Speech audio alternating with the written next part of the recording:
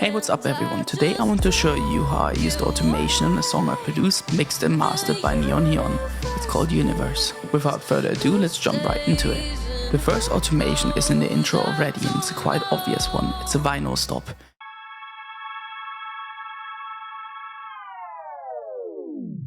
As this intro synth has a vinyl stop on it, the verse synth starts with a vinyl start. Let's have a listen to that.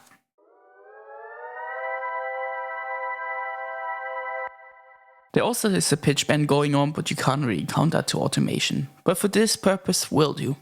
I'm a very big fan of how the stop and start sound creates a nice transition from the intro into the verse. Drop a comment down below if you also like it.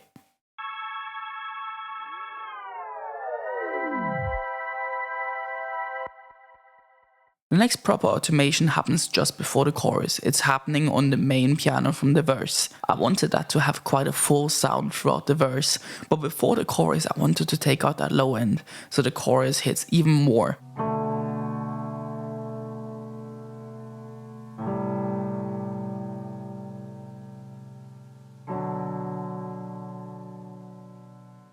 As you might have heard, I'm also automating the width of the sound, so it's very wide and then it gets very mono just before the hit.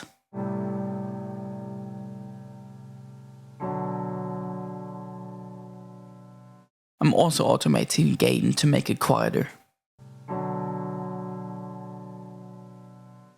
I'm basically doing pretty much the same things to these strings which are playing at the same time. Have a listen to what it does to them.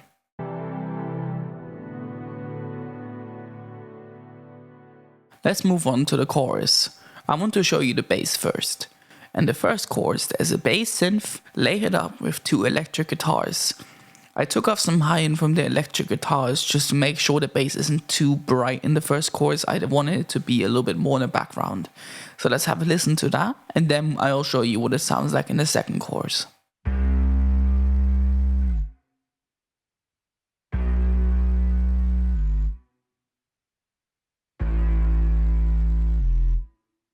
In the second chorus there also are two more synths in a higher octave layered up and one high guitar.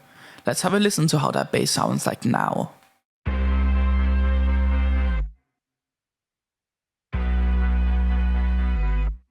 It sounds pretty out of tune, doesn't it? It's fine in the context of the song though. Sometimes that can add some nice harmonics and depth to the sound. Throughout the entire song there also are a ton of little volume automation. I won't show you all of them because that won't fit into the frame of this video. But what I will show you are the automations which I think have the greatest impact on how the song sounds and feels to the person listening to it. Next I want to show you how a synth in the chorus, which kind of has a reverse sound to it, just pops through the mix between the first and second half of the first chorus. Let's listen to how that volume automation sounds soloed and also in context of the entire song.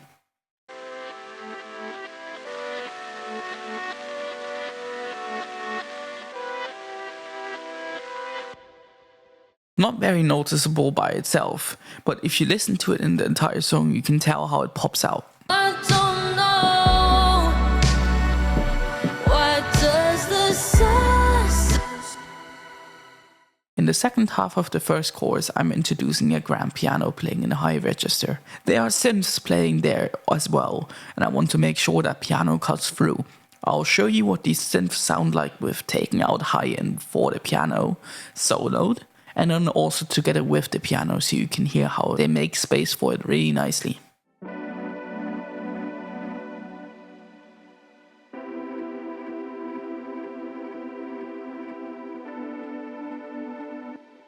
And now together with that piano.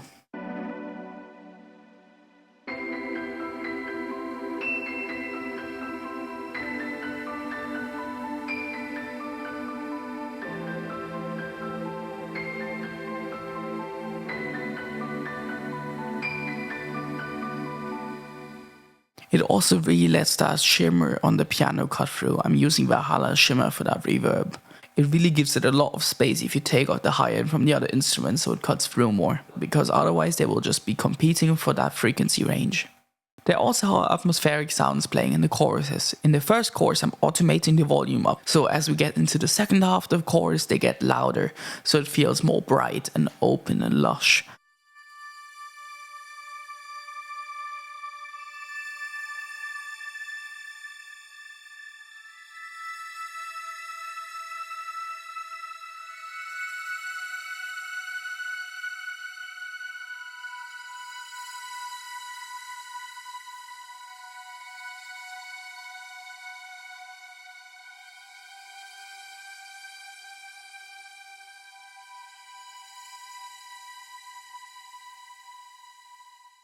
Let's move on to the second verse.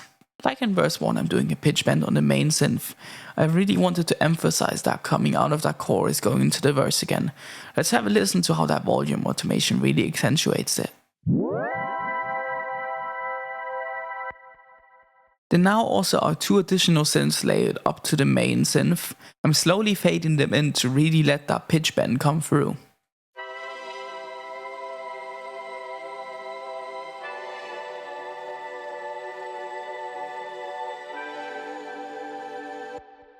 You might have noticed already, but overall in the entire mix bus I'm already doing with automation as well. Coming from the chorus to verse 2, I really wanted that to feel intimate as well. So it's getting very mid-heavy and the sides are getting taken out. So let's have a listen to that as well if you can tell. Take me back to the places we went where we talked about you.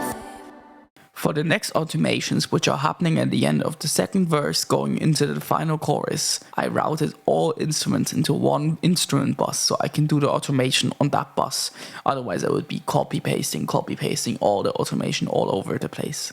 The first one I want to show you is another vinyl stop. Let's have a listen to how that sounds like. It's not very loud because I also automated the volume to go down. The final chorus has a stutter effect in the instrumental at the beginning. I will now show you how I made that step by step. There's a lot of different automations going into it. The first one is basically a volume shaper, but instead of being set to the beat, I set it up to be according to hertz. Watch closely as the hertz change and how that affects the stutter.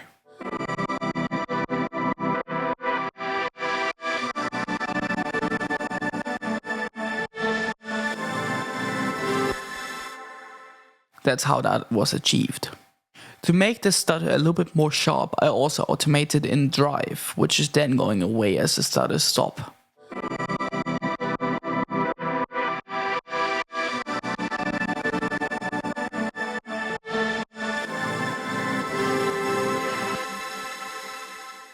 Remember that I just said that the volume shaper wasn't set to be in beat mode but in hertz instead?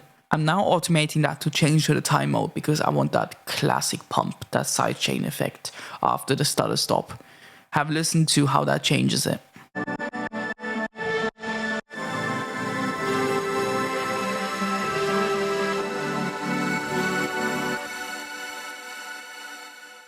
The other automation from that chorus is very similar to the first chorus. I basically did the same things, accentuating all I wanted to bring out with volume automation. So basically, if you go listen to the song later and you hear something suddenly popping out, that very likely is a volume automation, deliberately placing that to be becoming more present and pop out in that specific moment of the mix. That's what I did there. I want to go over that little moment before going into the chorus again though, because there's a few automations that make a difference.